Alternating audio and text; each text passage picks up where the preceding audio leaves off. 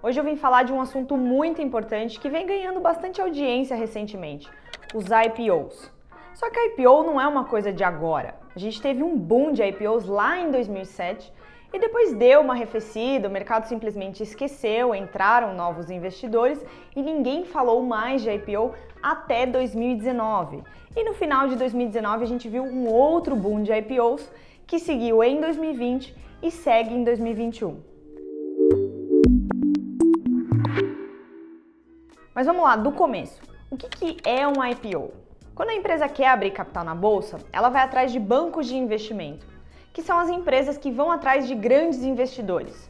E aqui eles têm um nome bonito, que são os investidores institucionais, que basicamente são os grandes fundos, fundos de pensão, a gente está falando de seguradoras também, mais especificamente para IPO a gente sempre fala de fundos, com PLs assim milionários, bilionários. Então tem que ter muito dinheiro para fazer essa oferta sair do lugar. Até aqui você já entendeu então que o IPO é feito para o institucional e não para a pessoa física.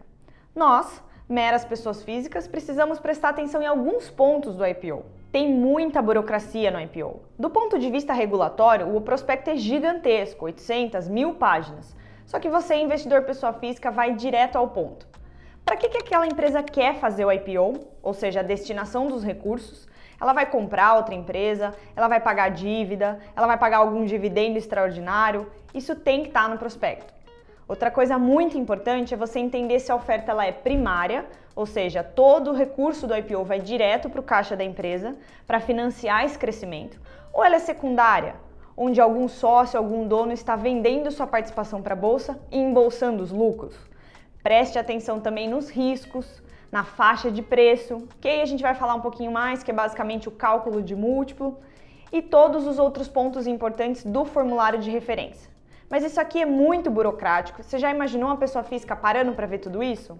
Simplesmente não para.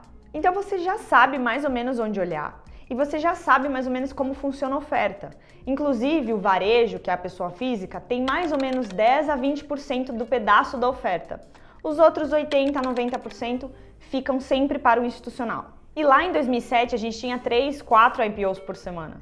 Você já imaginou a pessoa física olhando todos aqueles prospectos que eu acabei de falar que tem aí 1000 páginas para participar dos 3, 4 IPOs? Não faz muito sentido. Todos esses pontos que eu acabei de falar para vocês pincelarem no prospecto, a pessoa física simplesmente não olhava e entrava em todos os IPOs com o intuito de flipar, ou seja, ganhar alguma coisa em cada ação. Isso começou a ficar muito comum. E aí as instituições, principalmente as corretoras, tentaram vetar aquele CPF. Só que o investidor, pessoa física, ele é esperto e ele simplesmente passou a fazer as operações, uma no CPF dele, uma no CPF da esposa, da sogra, do cachorro. Simplesmente não parava de fazer a operação e conseguia entrar em todos os IPOs. Mas Dani, quer dizer que flipar IPO é errado? Não é errado, do ponto de vista legal você não está fazendo nada de errado. Só que simplesmente quando você entra numa oferta com o intuito de vender logo na abertura, você realmente faz uma volatilidade maior no preço. E o investidor de longo prazo que está lá para carregar aquela posição nem sempre vai conseguir exatamente o número de ações que ele queria. Pelo simples fato de que a flipagem ficou tão comum nesse mercado que eles começaram a fazer o rateio. Então eu quero um pedaço da fatia dessa empresa, você também quer um pedaço, o meu vizinho quer um pedaço. De 3, 4, 5 pessoas, um queria carregar para o longo prazo e os demais queriam fazer a flipagem. Todo mundo ficava com uma fatia muito menor. Você que fazia o flip simplesmente não tinha o lucro que você tinha antes e eu que queria carregar para o longo prazo também não vou ter a fatia que eu queria da empresa. Resultado, não ficou bom para ninguém. E aí em 2019 a gente teve um boom de novo dos IPOs. Então demorou bastante tempo para o Brasil retomar essa abertura de capital das empresas. Só que agora o IPO veio com uma figura nova, o lock-up. O lock-up é basicamente um compromisso, inclusive um compromisso com a corretora que você assina quando você vai fazer a reserva das suas ações, que você não vai vender aquelas ações por um período de tempo. E aí o lock-up varia. E o lock-up é para o varejo, tá? O investidor institucional não tem isso. Então, desde 2019, você aí, ex-flipper, precisa comprar a ação e se comprometer a ficar 15, 30, 45 dias, 90 dias com aquela ação. Então, realmente, a flipagem reduziu. Algumas pessoas ainda fazem isso, mas tem uma penalidade muito maior. Claro que operacionalmente falando, você pode conseguir vender a sua ação no primeiro dia, mas talvez você consiga ficar impedido de qualquer operação depois disso. Então eu, no seu lugar, não faria isso. Claro que você pode entrar no IPO sem a opção de lock-up. Só que quando você vai fazer o rateio, a preferência é sempre por quem quis carregar aquela ação por 15, 20, 30, 40 dias. Ou seja, toda vez que eu seleciono o lock-up, eu tenho prioridade. Você que não seleciona o lock-up porque você ainda quer fazer a flipagem, você é como dizem no mercado que bebe água suja. Chega por último, pega a menor fatia. Então não faz muito sentido. Agora, o que eu acho do lock-up para pessoa física? Eu acho ruim, pelo simples fato de que só as pessoas físicas têm isso e o institucional não. Então a gente já tem essa desvantagem. E eu vou falar da desvantagem que a gente tem da informação. Além da gente entrar e precisar ficar preso naquela ação, a gente sabe muito menos que o institucional. Se você tentar entrar em todos os IPOs, a sua taxa de acerto pode ser muito grande. Mas em algum momento esse mercado vai começar a arrefecer, nem todas as boas empresas vão continuar abrindo capital e você vai sair comprando basicamente o que você não sabe. Então simplesmente você não vai ler todos os prospectos. Eu sinceramente não conheço uma pessoa física que tenha lido todos os prospectos de IPO que ela entrou. E você precisa se lembrar que o que está no prospecto é burocracia. É realmente para cumprir com as obrigações da empresa para abrir capital. Você não tomou café com a empresa, você não teve aquele papo de bebedouro com eles, você não passou o dia com eles para conversar sobre a proposta da empresa e o que você, investidor, pode ganhar com isso. O institucional faz isso. Existe um processo chamado roadshow, onde basicamente as empresas vão conversar com os investidores atrás desse investimento para acontecer o IPO. Claro, eu posso falar do período de pilot fishing, tem todo um processo para aquele prospecto ficar pronto. Então você, investidor pessoa física, quando realmente ler o prospecto, muita coisa já aconteceu e você sabe menos ainda. Então não tenta ficar acertando qual vai ser o melhor IPO ou não sai investindo em todos eles buscando enormes ganhos, porque nem todos são flores. Inclusive o Luiz do Nord Fundos fez um estudo sobre a IPO, que eu vou deixar um link aqui embaixo, explicando que a taxa de acerto, a depender do momento que você faz o investimento, não tem o menor sentido. A taxa de acerto é muito baixa, o seu ganho é muito baixo e o pior, né? Você provavelmente ficou preso com o lock-up. Então, meu amigo, se você entrou num IPO, você é pessoa física, você é menos privilegiado sim, você sabe menos sim, você tomou mais risco sim e provavelmente está com o lock-up até hoje de uma ação que você comprou e nem sabe por que você fez isso. Mas Dani, vocês já entraram em IPOs? Sim, e eu vou falar dos dois agora. Um deles foi um baita acerto, a gente entrou no IPO de Vamos, que é uma locadora de caminhões, que basicamente assim, a Vamos ela tá embaixo da Simpar, né? Imagina uma holding que é praticamente um guarda-chuva de empresinhas. Então você tem a Vamos lá, uma locadora de caminhões, você tem a Movida, que é a locadora de carros, e a JSL Logística. Então essas outras duas empresas, Movida e JSL, já estavam abertas em bolsa. Inclusive a JSL era o ticker da empresa anteriormente, JSL G3. Eles criaram a holding, a Simpar, também listada em bolsa, e colocaram a JSL embaixo. Resumindo, a informação para esse grupo era enorme. Então eu conseguia conversar com a RI da Simpar, eu conseguia ter informações sobre Vamos, e toda vez que eu abria o release de resultados da Simpar, eu conseguia ver o de Vamos lá dentro. Então quando a Vamos abriu o capital, não foi nenhuma novidade de que a empresa não parava de crescer, era super rentável e tinha um enorme mercado pela frente para continuar o seu crescimento. Resultado, 101,8% de rentabilidade na data que eu estou gravando esse vídeo. E é legal comentar que a gente não entrou no IPO de Vamos pela reserva convencional, entrar lá na corretora, reservar o seu lote, pelo simples fato de que eles fizeram essa oferta só para institucional. É uma oferta que a gente chama de 476 e a gente não pôde participar. Então a gente comprovamos no leilão de abertura. A gente comprovamos num dia que o leilão de abertura simplesmente disparou. Um daqueles exemplos que eu dei agora há pouco de que a ação simplesmente não para de subir. A gente comprou a ação, mesmo nessa situação, porque a gente sabia que no longo prazo ela daria ótimos resultados.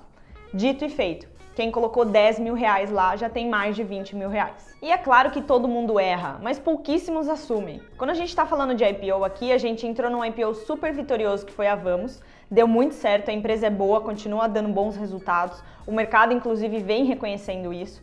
Só que o nosso maior erro foi Mosaico. Quando a gente entrou no IPO de Mosaico, existia toda uma promessa por trás de que eles seriam a nova Google. A Mosaico é basicamente Buscapé Zoom, que são aquelas barras de ferramentas que você usa para comprar um celular, um notebook, você deixa ativada a sua oferta e você espera aquele preço cair para você fazer a sua compra. Isso é a Mosaico. Então toda a parte do e-commerce ficou muito forte durante a pandemia. Então aquela foto de mosaico no prospecto do IPO ficou maravilhosa. E claro, o IPO sempre vem muito enfeitado e cheio de promessas. E realmente, após os resultados da Mosaico, a gente começou a perceber que toda aquela promessa não ia se concretizar. Claro que teve um pouco de cenário também, então um câmbio um pouco mais alto desestimula você a comprar celular, desestimula você a comprar um computador. Então aquelas pesquisas acabam ficando lá paradas, esquecidas. E a Mosaico começou a gastar muito mais com tráfego, ou seja, trazer pessoas para o site dela, muito mais custo, menos receita, o resultado começou a cair. Então realmente todo aquele plano de negócios da Mosaico não deu certo e a gente começou a perceber isso. Depois do IPO, depois de conversar com a empresa, de ter mais informação, e aqueles 2% que a gente investiu na nossa carteira foram realmente um aprendizado. Inclusive a gente costuma fazer isso. Quando a gente não tem 100% de confiança na empresa, a gente faz uma alocação menor. E quando a gente confia mais, a gente aumenta a alocação. Então a de Vamos, que a gente carrega até hoje, a alocação é bem maior. A de Mosaico foi 2%. Foi um erro, a gente perdeu mais ou menos 56% nessa operação, o que faz sentido porque a empresa não entregou resultado e a gente optou por sair da posição, pelo simples fato de que não faz sentido você ficar naquele erro que você já sabe que não vai te trazer mais resultado. E a gente usou aquele prejuízo para bater lucros futuros, que é o que eu falo bastante para quem acompanha a gente há algum tempo e me acompanhou no Detox também. Então esses foram os IPOs que a gente entrou e foram apenas 2, e felizmente foi um acerto muito maior do que o erro. Agora imagina você, pessoa física, que está aí carregado de ações, tem 10, 20, 30 ações de IPOs e não sabe o que está fazendo. Bom, você fez um institucional muito feliz, porque você simplesmente carregou uma ação que para ele fazia todo sentido vender para você. E você já entendeu que você está em desvantagem. E você já aprendeu também que no prospecto, caso você nunca tenha lido se você for olhar, é sempre um enfeite muito bonito. É sempre a melhor foto da empresa, é sempre o melhor momento dela. E faz sentido o timing do IPO casar com os 3 últimos anos de bons resultados. Sim, você só vê 3 anos da empresa. E quando você faz o IPO e você já comprou aquela ação, é tarde demais, porque os resultados ruins você só vai ver depois. E aí, se eles não se sustentarem, o mercado vai reconhecer e a ação vai cair. Mas Dani, 3 anos de histórico não se sustenta? Nem sempre. Eu vou dar o exemplo da incorporação.